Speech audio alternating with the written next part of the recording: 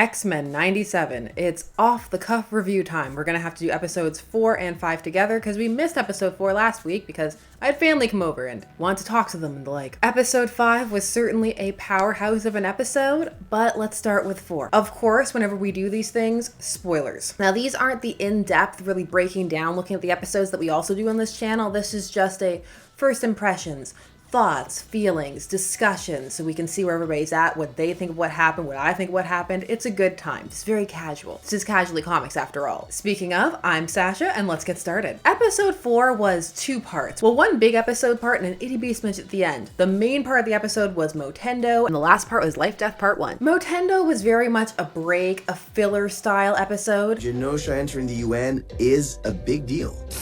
Small fries. I'm the birthday Big Mac. It centered around it being Jubilee's 18th birthday, and she was hanging out with Roberto, and a bit of a role reversal, even though in the first episode he was the one trying to shirk responsibilities, not have to deal with thinking about life things, his position and mutancy and all that jazz. In this, it's more Jubilee, who doesn't want to grow up. She's having some crises about turning 18 and what the responsibilities and all of that means. Man, talk about simpler times. Now Helmet Head's bossing us around and telling me how to spend my birthday. She receives a special Motendo, which is a play on a Nintendo. Although people say who are really up on their consoles that that's not an accurate pun for what's being presented there. As someone who only ever had a PC, I cannot speak to that, but I'm sure console warriors will let me know. The two of them end up getting sucked into a video game in the Mojoverse. A lot of this episode was video game homages. The arcade game was referenced a lot. There were also just some general stuck in a simulation references. There was a Matrix reference, because of course there was. A phone booth trap? That'd be creative. Hello? This episode didn't have the same emotional depth as some of the others, but it was a lot of fun. It had some very cool imagery. It had a lot of nods. There was the 8-bit soundtrack in there. You got to see a bunch of characters, little cameo Easter eggs throughout. There was Mojo, the Mojoverse. In general, just some lighthearted popcorn fun with some character advancement for Jubilee. And Smith for Roberto as well. They played a bit with the whole, he's a bit more of the damsel-y character in distress, a little bit. You really think everyone is focused on you? Yes! It ended with a bit of romance. When the little sparkles came up after she kissed him, I couldn't stop thinking about The Sims with the little firework sound effect. Maybe that was just me. But while this was going on, I kept glancing at the amount of time that was left and just thinking, wait, there's a whole bunch of time left and this is wrapping up. We just wrapped it up instead of padding it out and adding a bit more. But at the same time, what was there was well paced. No surprises, no twists. It always stays the same.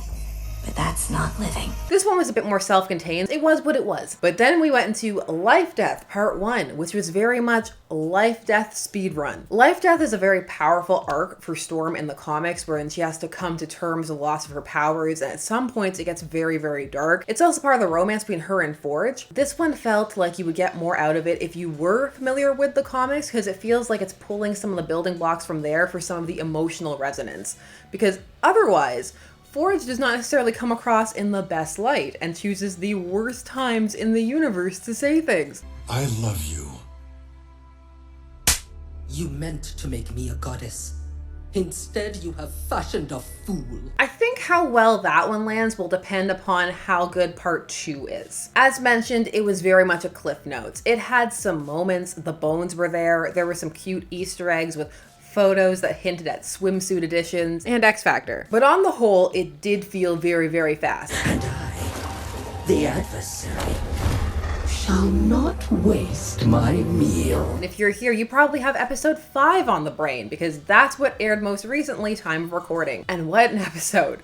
That breather of the Motendo bit at least is appreciated because this episode really gets back into a lot of the plots that were seen from the first 3 episodes. We're gonna deal with Rogue and Magneto and Gambit. We're gonna deal with Genosha. We're gonna introduce the inner circle, kinda, sorta, but modified. We're gonna play with a bunch of Sentinel plots. We're gonna bring back Cable. We're gonna talk about Jean and Scott's relationship issues. Everybody be cheating. It's so much. It's so much.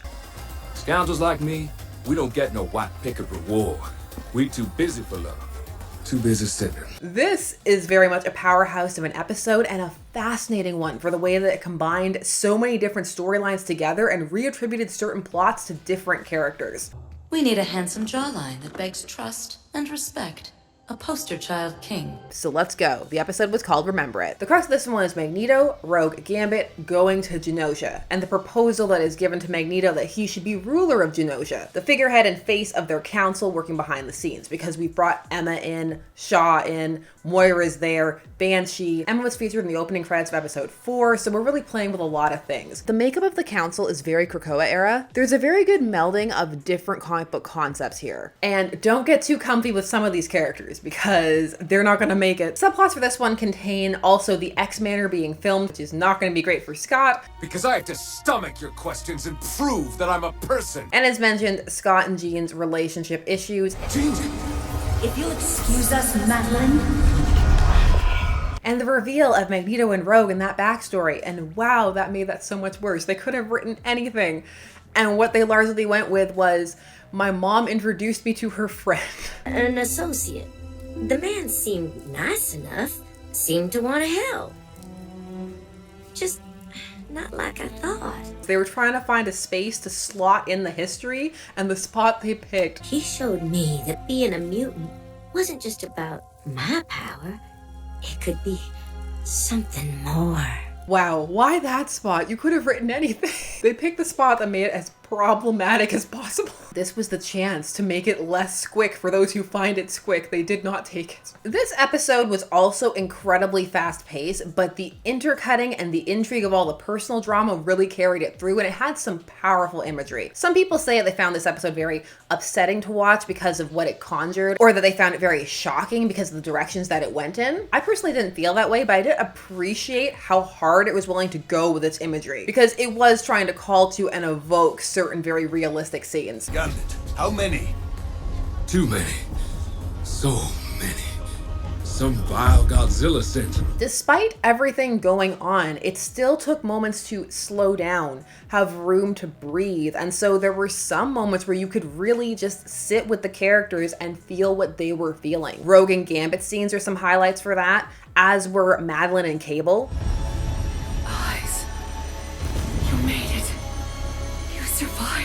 This episode sees the shuffling off of, or seeming shuffling off, of certain main characters. Spoilers, this is your last chance. Spoiler, spoiler, spoiler. In the form of Magneto and Gambit, who Rogue was trying to make a decision between the two of them, and at first it seemed like she was gonna go Magneto, but then she realized that there's more to a relationship than just hot physical contact. There's the other thing. Some things are more than skin deep. Unfortunately, even after she made that decision, it's taken away from her, which is going to be an interesting character moment for her going forward. And I'm excited to see it, and I thought it was well done. At the same time, in the back of my head, I couldn't stop thinking about if they had reversed this. Can you imagine if they'd reversed this and it had been Rogue? Riots in the streets. Sugar. I think you should be able to use any character's death as a motivation or driving force, just so long as it's well done.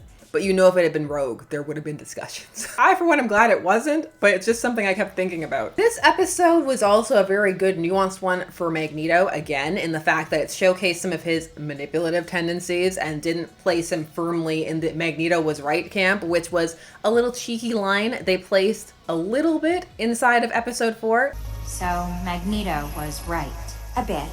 They're playing with things like that. They have Logan say "enough said" in this during the sequence when Jean is cheating on Scott with him because she kisses him.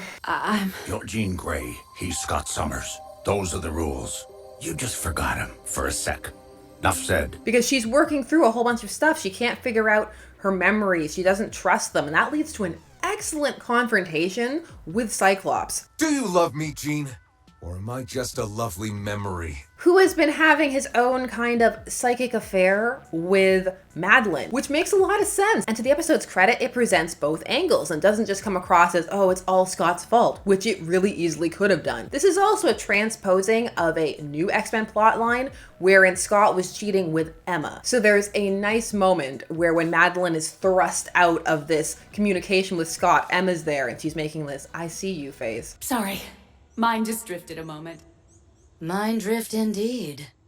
There's a lot of thirsty faces in this episode. This is probably the thirstiest episode to date, and depending upon which pairings you're supporting or not supporting, you will or will not appreciate the thirst on display. Something's a bit deeper than skin, Shia. It's also a treasure trove of cameos of different mutants. It's almost like a Spot the Mutant, because while Genosha is there, it's also playing with some of the Krakoa vibes in terms of how it's presented. They're playing with Reunion because Cable shows up. They're playing with E is for Extinction. Some elements of Mutant Massacre, but there's a lot of E for Extinction. And I really actually hope they go with the villain from that, because that would add such an interesting layer of nuance, and you could do some really dark stuff with what happened with the Tri-Sentinel, potentially seeding it as an attack from the inside to garner sympathy from the out. There are lots of ways you could go. I got so excited my hair just got caught on my lipstick. Some would hate the idea I just suggested, but again, there's lots of potential for the directions this could go. And there are still 5 episodes and we've crushed so much. It's very reminiscent of X-Men 92 Season 1. If you like behind the scenes stuff, ex-showrunner Bo DeMeo is back on social media with some very detailed explanations of his inspirations and motivations in his writing and themes and plans for the episodes and what certain scenes are referencing. It's an interesting read and very illuminating. I love a good quote, and these are more like novellas. This episode is going to take a while to process, and it's going to be interesting to see where it sits by the end of the season.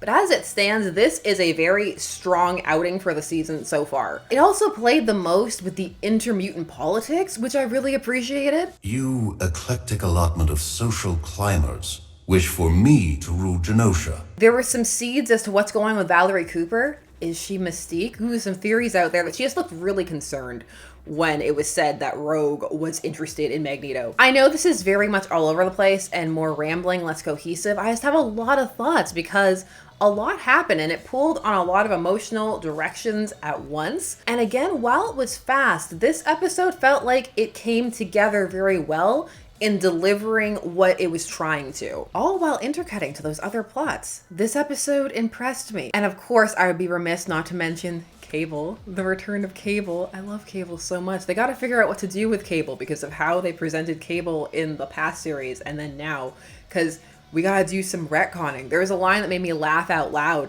where they try and insert Magneto and Rogue. They very clumsily go with, that's why we never mentioned it. And I was thinking you never mentioned it because it never happened. Retcons, still better than a cocoon under the ocean. He acted like it never happened. We both did. This episode also had some very strong animation beats. The music was very well selected. You once more played with the original motif. There was some ace of base. We saw Dazzler. Sentinels felt threatening and not janky and blocky as they sometimes felt in the original series, or just because of the general design that they have.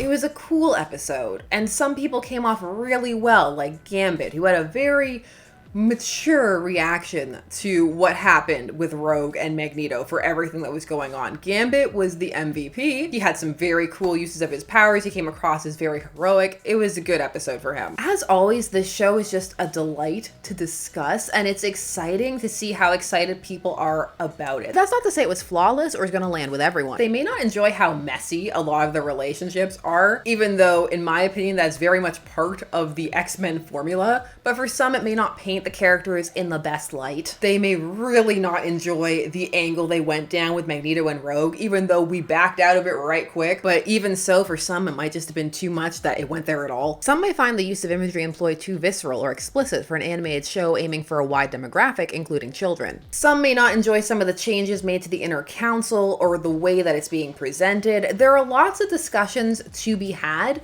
but the way that all of these plots came together to present this storyline in terms of the 90s series' context was very interesting. It was something that, as someone familiar with the comics, I found intriguing and wanted to pull apart and see what direction they're gonna go in, because they have lots of options. I just really appreciate that I was willing to go so hard. Not that many animated shows do. So I can see why for some it was very, very shocking and jarring. You don't see that all the time. Not time of recording anyway. To see that they were willing to explore so many of those themes and topics and that imagery and just go for it. There are some things that feel like they're a bit disconnected from the earlier series, like some of the ways the Morlocks are being handled may rankle some, but again, it's all up for discussion. I really want to hear from you. I am so excited to hear what you thought of this episode. Did you like it? Did you hate it? Where do you want it to go? What did you think of what was revealed? How do you feel about how the characters are acting? I want to hear it all. I don't know. I just had a lot of fun and I want to talk about it. This is much more a discussion style video than a review style video. Let's just chit chat about it. Please put everything down below. I want to chat. I'm obviously very excited to do so. Like, share, comment, subscribe, hit the bell notification so that you never miss a vid. Thanks so much for taking some time today spent discussing comics or comics adjacent things with me. I always appreciate it, and I will see you again soon. Bye-bye.